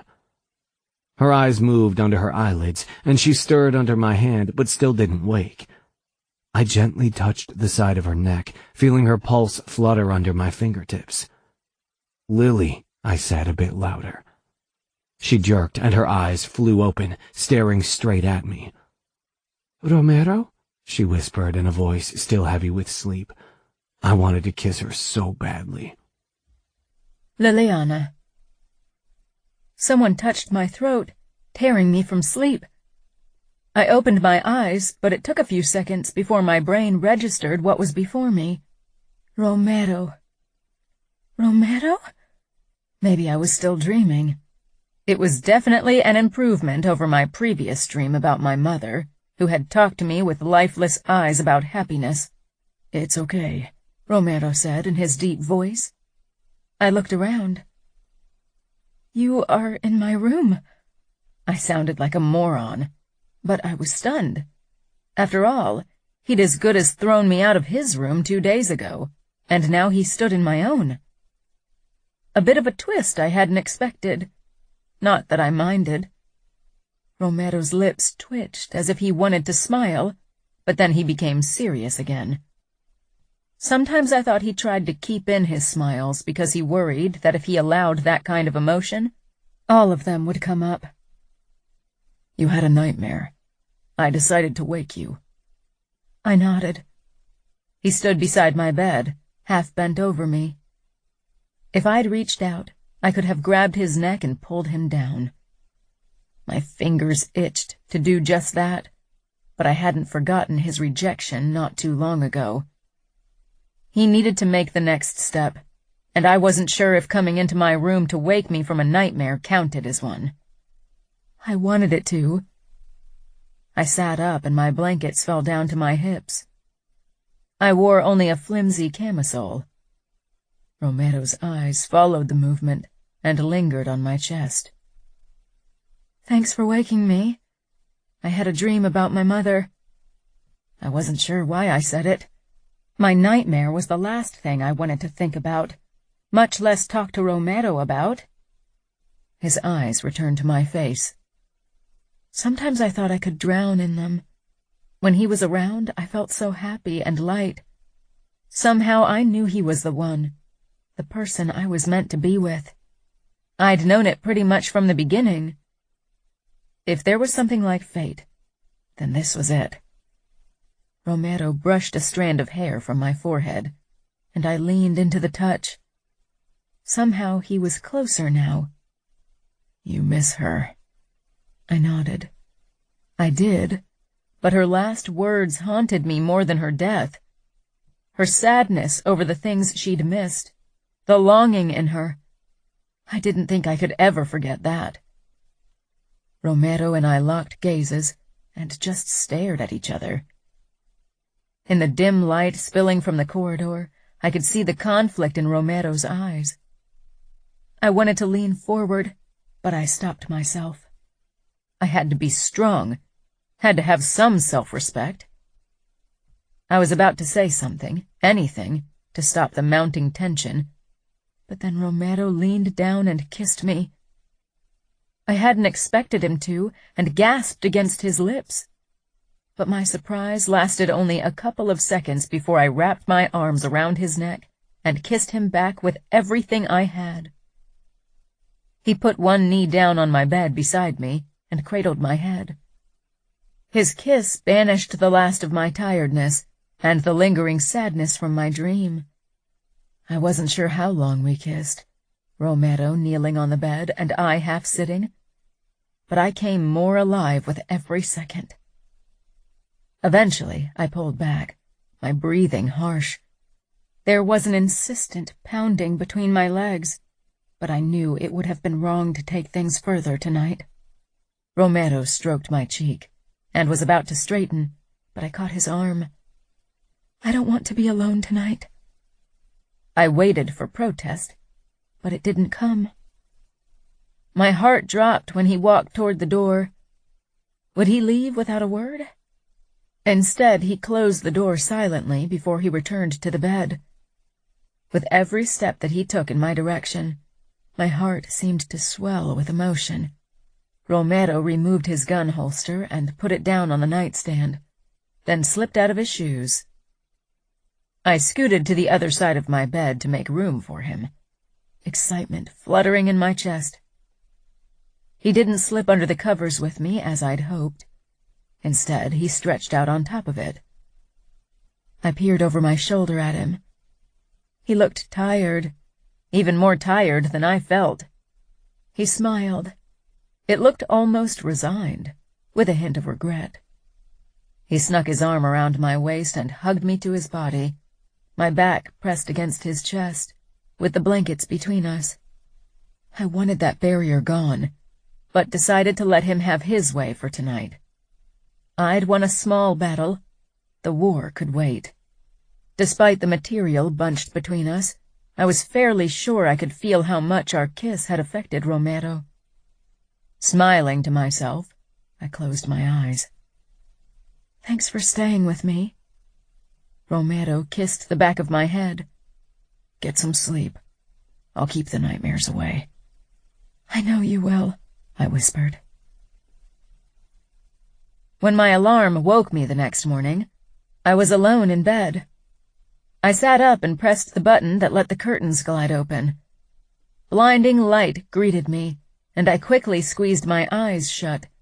When I'd finally grown used to the brightness, I looked around in my room for a sign of Romero's sleepover, but there was nothing. It might as well have been a dream. For a heart-stopping moment I considered just that, but when I pressed my nose into the pillow, I caught his scent. Not a dream. I slipped out of bed. Of course he didn't stay until the morning. Romero was cautious. One of us had to be. If one of my sisters walked in without knocking, which had happened before, then we could have been in huge trouble. Still, it felt like a small rejection that he had left me alone without a word. Get a grip, Lily. We had to be careful, or I'd be sent home, and then we wouldn't get to spend any time at all together. This was a good beginning. A beginning for what? I wasn't so naive to believe that my father would accept Romero as a potential candidate for marriage. I wasn't even sure if Romero considered me as someone he'd want to marry. But I was getting ahead of myself. I wanted to take risks, enjoy life, and be happy. This night with Romero was a step in the right direction. I rushed through my shower, but took extra care with my makeup and hair. Then I headed downstairs. I could hear my sisters already laughing in the kitchen and followed the sound. They stood at the kitchen counter, coffee cups in their hands. Nobody else was there, but the big wooden table was set for 6 people, so the men would hopefully join us later. Trying to hide my disappointment that Romero wasn't there yet, I walked toward them. Adia poured me a cup of coffee and handed it to me with a worried look. "Didn't you sleep again last night?" I paused with the cup against my lips, my pulse quickening. Had they seen Romero walking into my room? Or maybe even leaving it in the morning? "Why?" I asked hesitantly. Gianna snorted. "Because you look fucking tired. There are dark shadows under your eyes." I thought I'd put enough concealer on it. Damn it. "I'm fine. I dreamed of Mother, but it wasn't bad." Adia wrapped her arm around my shoulders. "Is it still about what she said to you?" "Yeah," I said evasively. "I can't get her words out of my head." "Don't take everything she said too much to heart. She was sick. It's not your job to undo her mistakes. She was unhappy at the end, but it was her own fault," Gianna said. "Gianna," Adia said in warning. "It's not like Mother tried to guilt me into anything. She only wanted me to be happy." "And you're going to be happy. We'll make sure of it," Adia said, squeezing my shoulder lightly before stepping back. "Let's start to eat. Who knows when the men will show up? They had something to discuss." "Oh?" I asked nervously as we went over to the table and sat down. "Business?" If I was already a nervous wreck when Romero and I hadn't even really done anything yet, how much worse would it be once there really was something going on? Adia gave me an odd look. "I suppose. It's all they ever talk about." "You're acting kind of odd," Gianna said as she grabbed a Danish from the bread basket. She scanned my face. "Did anything happen?" "No," I said too quickly. I grabbed a bowl and some cereal and milk. Gianna's eyes seemed to bore holes into my skull, and I could tell that she was going to push it. But male voices began to drift over to us from the entrance hall. I almost sighed in relief when they entered the dining area, because Gianna's attention moved on to Matteo, who gave her a grin. I froze as my eyes settled on Romero. His brown hair was in slight disarray, and the white dress shirt hugged his chest in the most distracting way. But his gaze barely brushed over me as he, Luca, and Matteo headed for the table. Despite knowing that we had to act normal and not draw any suspicions toward us, his blatant refusal to look my way sent a stab of worry through me. Things didn't improve when first Luca leaned down to kiss Adia, and then Matteo did the same with Gianna before they settled on chairs across from them. Romero gave me a small nod and a tight smile as he sank down on his chair. I grabbed my spoon and started eating my cereal. I could feel my sister's eyes on me. They knew me too well, but I wouldn't give them a chance to suspect anything. I didn't want them to have to keep a secret from their husbands, especially not that kind of secret. The rest of breakfast I made sure to keep my eyes away from Romero, regardless of him sitting opposite me, and instead talked to my sisters. Romero didn't seem to have much trouble ignoring me, that was for sure. He and the other men were deep into an argument about the best way to handle a drug dealer who attracted too much attention from the police. After breakfast, Arya and Gianna decided to head to the pool again. The weather was nice, barely a breeze, and only a few white clouds adorning the blue sky. I went to my bedroom to change into a bikini, a cute pink thing with white dots, with a halter top that accentuated my breasts. When I stepped out of my room, I bumped into a hard chest. Strong hands on my arms steadied, but released me the moment I stopped swaying. I pressed a hand over my heart, not having expected someone to be in front of my door. "God, you startled me," I said with a small laugh. But it died when I raised my head to Romero's face. He didn't say anything, and his jaw was locked tight as his eyes roamed my body. His lack of reaction made me feel self-conscious. I had never been around Romero half-naked like this, or any man, really. Romero had seen many women naked, and I wondered if he compared me to them. I took a step back, my cheeks heating under his steadfast attention, and I self-consciously crossed my arms in front of my body. He checked the corridor before he moved closer and said in a low voice, "You look breathtaking." Dropping my arms, I couldn't hold back a jibe. "You didn't seem to notice at breakfast." Despite my attempt to sound flippant, my voice revealed my hurt, and it annoyed me. Romero met my gaze, expression softening. "I did notice, believe me.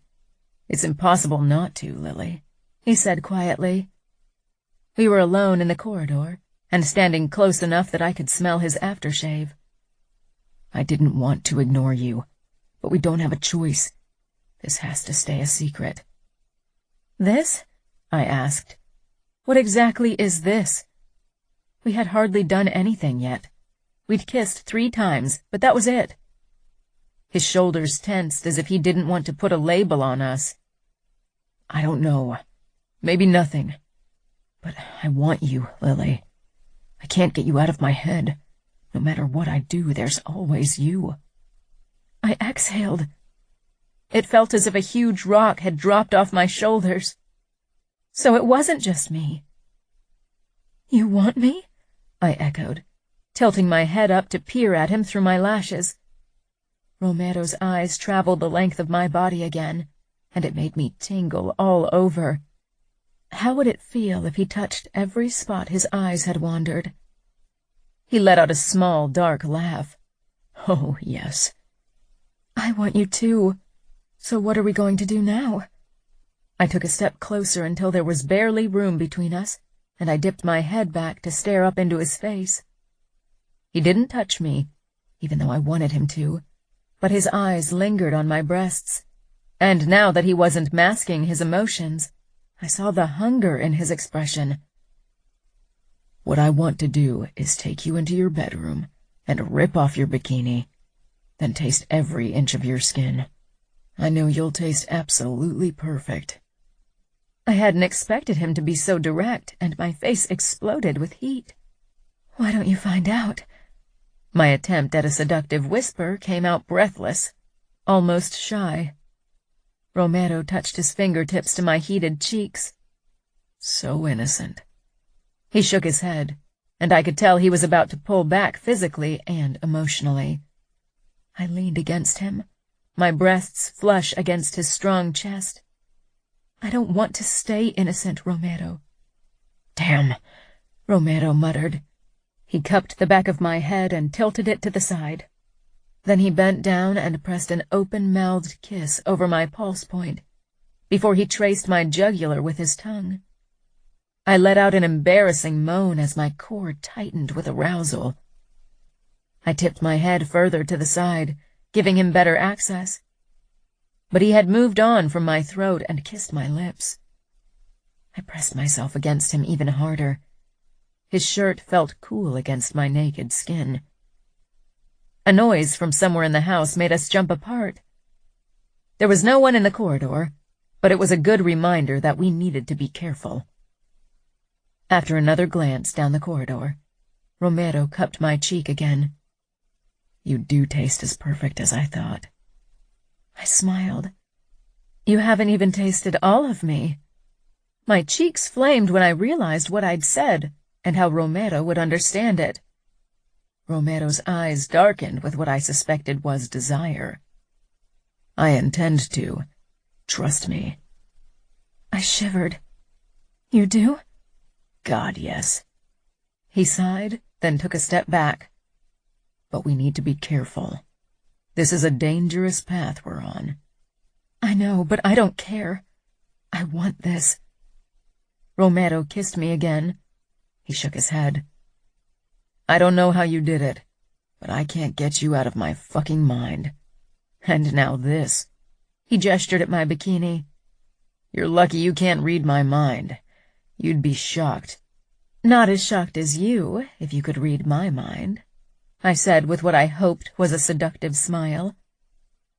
I turned around and walked away, making sure I swung my hips. Romero. As I watched Lily prance away, I almost groaned. Her tiny bikini barely covered her perfect butt cheeks, and her long legs drove me just as wild. I wanted to read her mind, wanted to find out what she desired and give it to her. Her earlier comment about tasting her had filled my head with images of my mouth on her pussy. I couldn't wait to find out if it was as pink and perfect as I imagined it. I wanted to lick her until she begged for mercy. My pants became uncomfortable, and I had to shift to give my cock a bit more room. How would I be able to restrain myself if I kept thinking about tasting her? It had already been difficult enough to lie in her bed at night without those images in my head torturing me. I knew Lily would visit me again at night. Now that she knew how much I wanted her, she would use her chance. But I also knew that I needed to establish certain boundaries. Flirting and kissing was still tolerable, though I was fairly sure that Luca and Arya, and most definitely Scuderi, would disagree. Taking things further was something I couldn't risk. I'd given Luca a promise, and I should at least try to keep it. Chapter 9. Liliana. That night, I crept into Romero's bedroom again. The lights were out, but he was sitting with his back against his headboard. He didn't say anything as I approached the bed, and suddenly I was nervous. "Hey," I whispered, then yawned, because it had been a long day, and as usual, sleep evaded me. "Can I come into your bed?" Romero lifted his blankets. I quickly slipped under them, but didn't snuggle against him, suddenly shy. Romero peered down at me. Then he reached out and brushed a few strands from my forehead. I braced myself on my elbows to kiss him, but he shook his head. I froze. I don't think we should be kissing when we're in bed together. You don't want to kiss me anymore? Was I that horrible? No, I still want to kiss you, and I'm going to kiss you. But not when we're in bed. There are certain boundaries we shouldn't cross, Lily. Okay, I said slowly. Maybe he was right. Kissing in bed was only a small step away from doing much more, and some things simply couldn't be undone. But can we snuggle? Romero chuckled. I should probably say no, he murmured. But I'm screwed anyway. He lay down and opened his arms. I inched toward him and put my head down on his upper arm. I wasn't sure why I felt so comfortable in his presence. I wasn't someone who liked physical contact with people I didn't know, but with Romero, I'd always wanted closeness. I closed my eyes, but I didn't fall asleep immediately. Have you ever regretted working for Luca? As the son of a soldier, you would have had the option not to become part of the familia. You could have lived a normal life. No. This was all I ever wanted, Romero said. His fingers ran up and down my forearm in a very distracting way. but I wasn't sure if he even realized what he was doing. I've known Luca and Matteo long before I was inducted. I always looked up to Luca, because he was older and strong as a bear, and Matteo and I always got in trouble together. I bet Matteo got in trouble and you had to save his ass. Romero let out a laugh. Yeah, that's more like it. When Luca became a made man, and when I heard the story of how he killed his first man at 11, I wanted nothing more than to be like him. You were only 8, then. Shouldn't you have been playing with matchbox cars instead? I always knew I wanted to become a member of the Familia. I wanted to be their best fighter. I often practiced with Matteo, and in the beginning even with Luca. They wiped the ground with me. But I was a quick learner, and when I was inducted a few years later, only a handful could see eye to eye with me in a knife fight, and I got only better with time. I worked hard. I could tell he was proud of what he'd achieved. What did your family want? Did they try to keep you away from the mob? My father didn't want his life from me. As a debt collector, he had to do many horrible things. But he and my mother trusted me to decide for myself. How would it be to have people trust you to make your own decisions? This life, does it make you happy? I asked softly. Sometimes I wished there was an easy definition for what made me happy. At times, but nobody can always be happy. He was silent for a moment. What makes you happy? I don't know. This, but I know it's fleeting. Romero's chest rose and fell under my cheek, until I was sure he'd fallen asleep, but then he spoke again. Happiness often is. That doesn't mean you can't enjoy it while it lasts. Deep down, I knew I needed to stop this madness. If someone caught us, both our lives would be ruined. But I couldn't. Whenever I was near Romero, the sorrow that had rested so heavily on me in the last few weeks seemed bearable. Everything seemed lighter and more hopeful. I eased the door open. As usual, the lights were out, but the curtains weren't drawn, so the moonlight illuminated the contours of the furniture and showed me my path toward the bed. I closed the door without a sound and tiptoed across the room. Romero wasn't asleep. I could feel his eyes following me as I slipped under the covers. He lay on his back, his arms propped up behind his head. I couldn't make out his expression. He waited for me to put my head on his chest so he could wrap his arm around me. He'd never made the first move, but tonight I didn't just want to fall asleep beside him. I wasn't exactly sure what I wanted, but definitely more. I was glad for the dark when I got up on my knees and straddled his hips. Romero tensed beneath me and sat up, his palms flat against my shoulder blades. "What are you doing?" he murmured, a quality to his voice I'd never heard before. "I don't know," I whispered, before I lightly brushed my lips over his. I wasn't sure what kind of reaction I'd expected. Definitely not the one I got. He flipped us over so my back was pressed into the mattress, and he was hovering over me. He wasn't holding me down, but his body caged me in, his knees between my legs, his arms beside my head, his upper body over me. Romero everywhere. God, and it felt good. Maybe there should have been anxiety and trepidation. We were alone in his bedroom, and if I called for help, I'd get in more trouble than when I let him do whatever he wanted. But I wasn't scared of Romero. Maybe I was stupid not to be. I knew what he was capable of.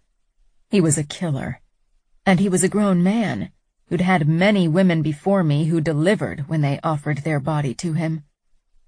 Everyone always told me that playing games would get me in trouble one day. Maybe tonight they'd be proven right. Despite this, my body reacted to Romero's closeness. My center tightened in anticipation, of what I wasn't even entirely sure. and heat pooled in my belly. For a long time, the only sound in the dark was our rapid breathing. "Lily," he said quietly, imploringly. "I pride myself on my self-control, but I'm a man, and not a good one either. So far, I've tried to be a gentleman. I know you're sad and lonely, and I didn't want to take advantage of you. But if you go the next step and offer more, then you can't expect me not to take you up on that offer." "Maybe I want you to." My heart pounded in my chest as the words left my mouth. Romero brushed his lips over my temple, the barest touch that made me tingle. "Do you even know what you're offering, Lily?" I hesitated. Romero released a long breath, kissed my forehead, and began to pull back. I gripped his shoulders. Even through his t-shirt, his heat seemed to scorch me. "Sometimes when I'm alone, I try to imagine how it would feel if you touched me." "Fuck," he breathed. And then he kissed me gently before pulling back again. Even my hands couldn't stop him this time. "Why are you pulling away?" "Lights." "Lights?" I said nervously. "I need to see your face." The lights came on, and I blinked against the sudden brightness. He lay down beside me, but he kept one arm around my waist. His hair was disheveled, and dark stubble dusted his cheeks and chin. "When you imagine my touch, do you ever caress yourself?" he asked in a low voice. My eyes widened a fraction, and heat crept into my face. Romero cupped my cheek and traced the blush there. "Tell me," he said. I lowered my gaze to his chin. "Yes," I admitted in barely a whisper. What would he think of me now? Romero pressed his nose into my hair. "Fuck. You've said that already." He didn't laugh like I'd expected him to. He was very quiet. His hand on my waist tightened when he raised his head and fixed me with a hungry gaze. He brought his mouth down on mine, and I parted my lips for him. His tongue slipped in, and everything around me seemed to fade to nothing as I tasted him. It wasn't our first kiss, but it felt like something else entirely, with me in bed with him, with nothing to stop us. His kiss was fiercer. There was no hesitation or surprise this time. He sucked my lower lip into his mouth, then my tongue, and I wasn't sure how it was possible that I felt the motion all the way between my legs. "Is this okay?" he murmured against my throat, and all I could do was nod. Aria and Gianna always called me a chatterbox, but with Romero, words so often failed me. His lips lightly traced the skin over my collarbone, then his tongue slid out to taste me. His mouth moved even lower to the edge of my camisole. His fingers traced the fabric, and his lips followed the same path. I arched my back, wanting him to move even lower, to do more. "You told me I should find out how you taste everywhere. I'm very tempted to do it," he murmured. He peered up.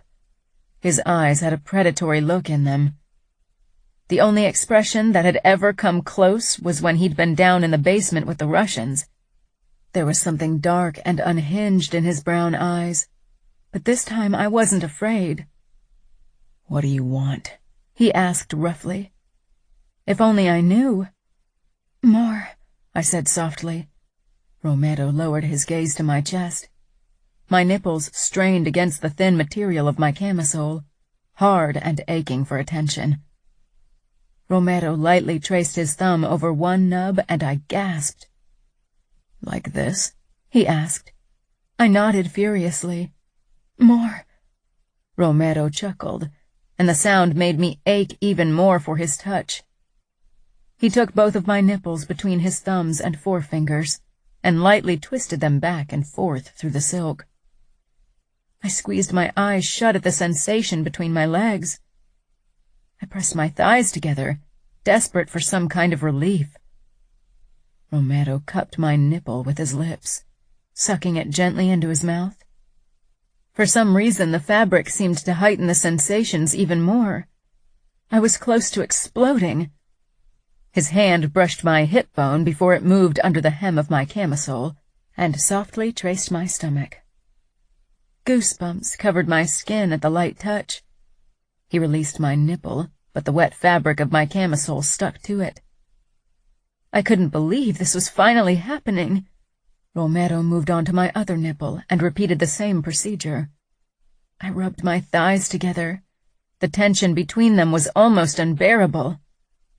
Romero's eyes followed the movement before they darted up to my face. "Do you want me to touch you there?" I nodded quickly. Romero smiled. He trailed his hand down my side until he reached my thigh. He stroked the outer side lightly, his eyes never leaving my face, making sure I was okay. His strokes moved closer to my inner thigh until I wanted nothing more than to grasp his hand and push it into my panties.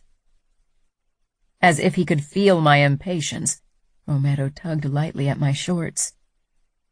I opened my legs without even thinking about it, a silent invitation. Was I being too forward? I didn't care. He slid his hand into the leg of my shorts, and then his fingers traced the sensitive skin at the edge of my panties. He watched my face closely when he inched his index finger under the fabric and brushed my folds. I gasped and he groaned. I was already so wet that his finger slid over me easily. His lips claimed mine with less restraint than before, and I didn't mind. "Is this okay?" he rasped between kisses as his finger kept lightly tracing my folds. Sparks seemed to soar through my core. It felt so much more intense than when I touched myself. "Yes," I whispered. His finger moved up between my folds, spreading my wetness up to my nub. He started to rub back and forth, the barest touch that felt incredible. My hips jerked up from the intense sensation. I moaned into his mouth, my legs opening wider to give him better access.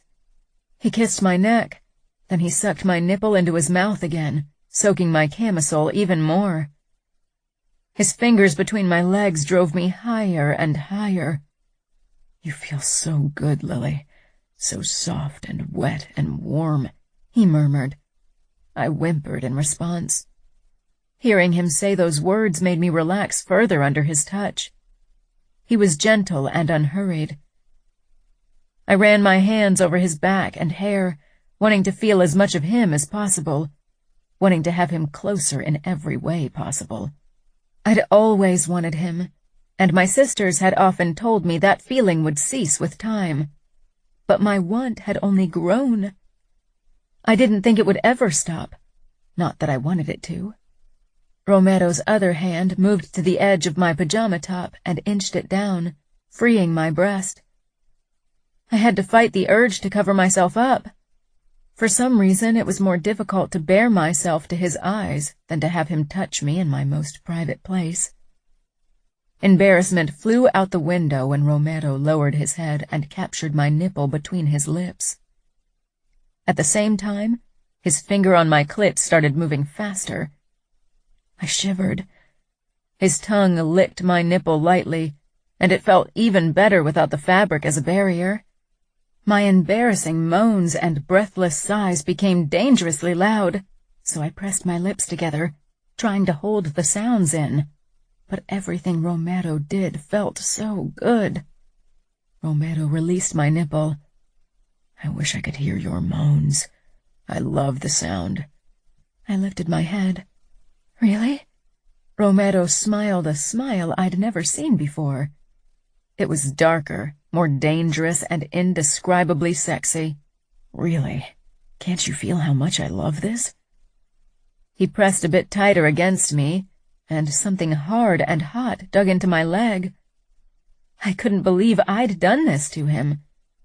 Romero kissed my mouth, then the spot beneath my chin, my throat, until he'd worked his way back down to my nipple. He trailed his tongue around it, then moved on to my other breast. I've been wanting to do this for so long.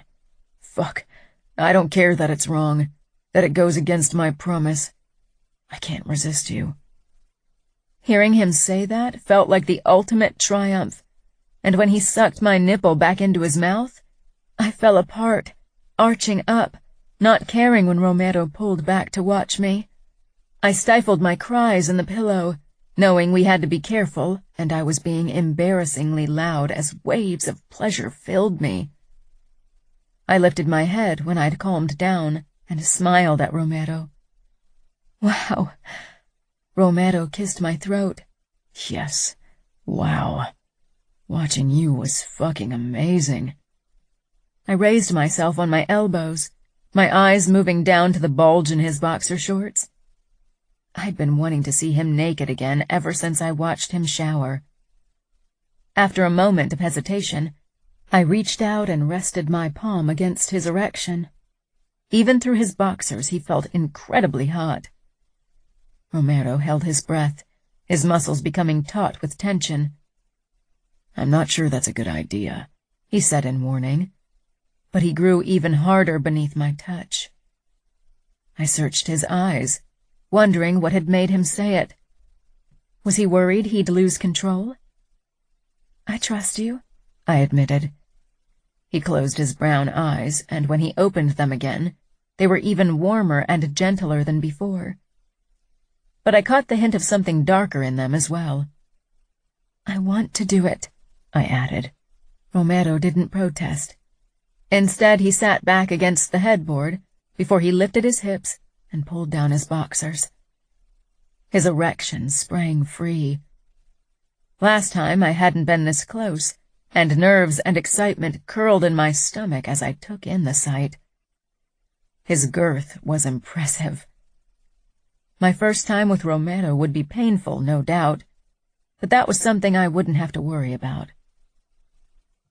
You don't have to do anything, Lily, Romero said as he began to reach for his boxers, mistaking my hesitation for reluctance to touch him. Pushing my thoughts aside, I curled my fingers around the base, surprised at how wide he really was. Romero sucked in a deep breath and dropped back against the headboard, his hands flat on the mattress. I stroked lightly up and down, ran my fingers over his tip and back down to his balls. I couldn't stop exploring him, curious and excited at the same time. Romero cupped my cheek, and I turned to look at him, but didn't stop my explorations. Damn it, Lily. You're driving me crazy. How do you want me to touch you? I asked quietly. I wanted to make him feel as good as he'd made me feel. I'd overheard Gianna say something about blowjobs to Aria once, and that those brought any man to his knees. But I wasn't sure I could pull it off in a satisfactory way. Maybe I should have asked Gianna for instructions. You're doing good. I didn't want to do good. I wanted to be amazing. Wanted to show Romero that I was a woman, and not the girl he still occasionally took me for. Pushing my worries aside, I bent over him and took him into my mouth. Romero jerked under me in surprise and gripped the back of my head. You don't have to do that. It wasn't said with conviction. I licked from his base up to the top.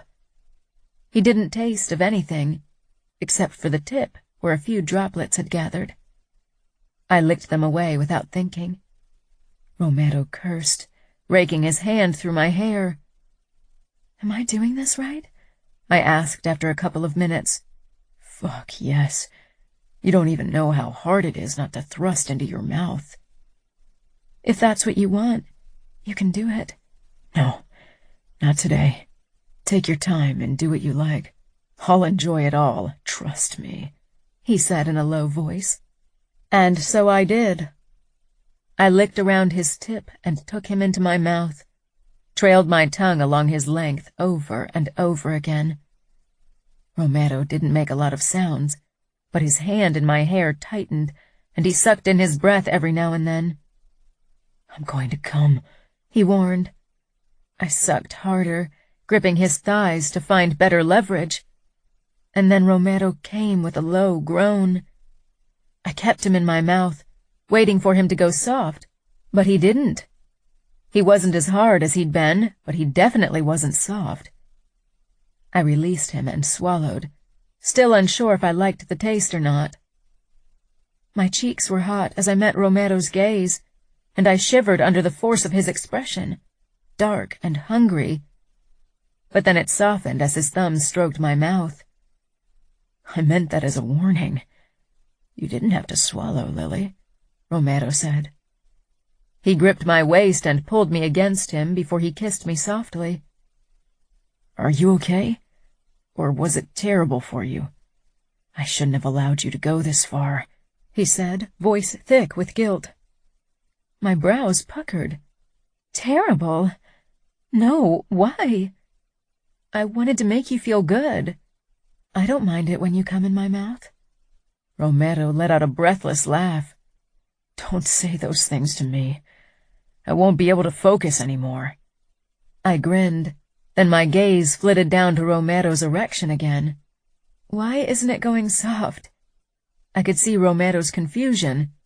Then realization set in, and his mouth twisted in a grin that bordered on proud. Only because I've come doesn't mean I'm not still turned on. It takes more than one orgasm to make me go soft. Really? I asked wickedly. Romero shook his head, his fingers capturing my wrist and pressing my palm against his muscled chest to stop it from wandering. Not tonight. It's late. You can't stay that long. Disappointment banished my excitement. I know. Romero stroked my cheek. We have to be careful. Believe me, I'd love to spend all night with you. I nodded and put my head back down on his chest. I wanted to catch a couple of hours of sleep before I had to sneak back to my room. Enjoy the moment, I told myself, before I fell asleep. Chapter 10. Romero. After Lily had given me that blowjob, I spent the next day thinking about nothing but returning the favor with my tongue. It was a good thing that the mansion wasn't the most dangerous place, because my focus was gone. I didn't think I'd have done a good job protecting anyone if there had been an attack. My cock was so hard it almost hurt as I waited in my bed that night for Lily to come over. When midnight rolled around and she wasn't there yet, I almost went in search for her. I couldn't remember the last time I'd been that horny. When my door finally opened and Lily walked in dressed in a flimsy nightgown, I had to stop myself from shoving her up against the wall and burying myself in her. That was the one thing I couldn't do.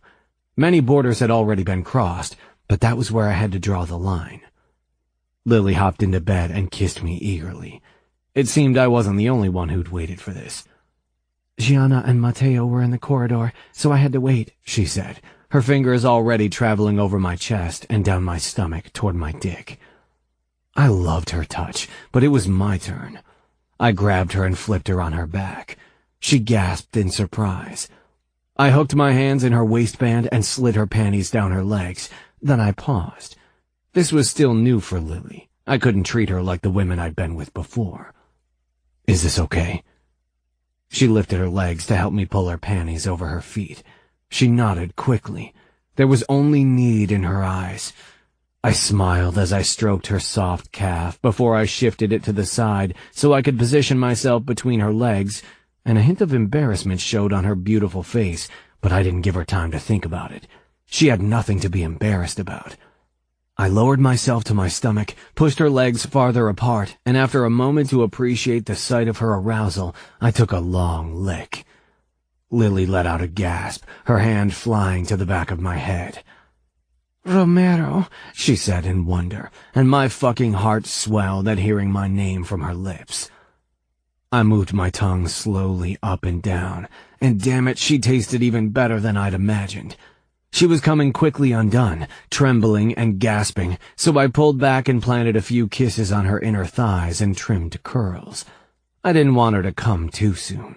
She was supposed to enjoy this for a while, but her inexperienced body was so very responsive.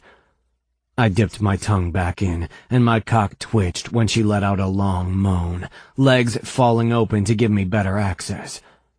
She raised her hips, fingers fisting the covers, and I closed my mouth over her clit. She exploded, arching up, legs shaking. She bit her lower lip, face contorted beautifully with passion and the effort to hold her moans in, and I watched her as I slowed my ministrations. She was beautiful, and I didn't ever want to have to share her beauty. Liliana. I'd heard girls talk about boys going down on them in school, but I'd never been able to imagine how it would feel to have someone's mouth on me like that. Would it be strange? Wet? Disgusting? Awkward? It was none of those things. It was mind-blowingly wonderful. Or maybe that was only because Romero knew exactly what to do, how to nibble and suck and lick until my fingers dug into the mattress because I couldn't take the pleasure anymore. And it seemed to get better every time we did it.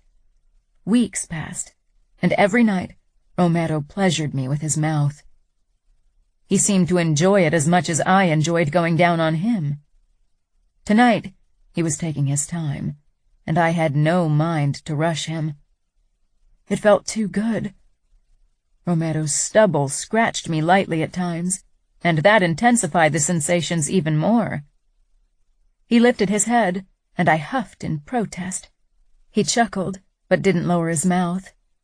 "Tell me when you're coming, okay? I want to know." "Okay," I said uncertainly, wondering why he wanted to know, then moaned when Romero closed his lips over my clit and continued where he'd left off. I could feel myself getting closer.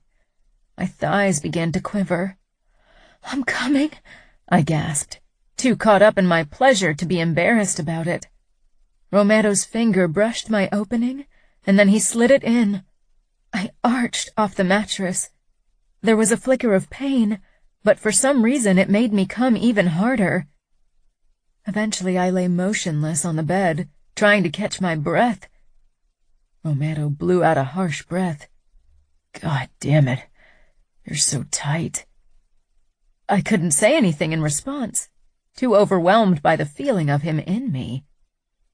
He moved his fingers slowly, stroking the inside of my walls, tripling the sensations in my body. Romero's head rested on my inner thigh as he watched his fingers slide in and out of me. I would have been mortified if he hadn't looked like it was the most amazing sight he'd ever seen.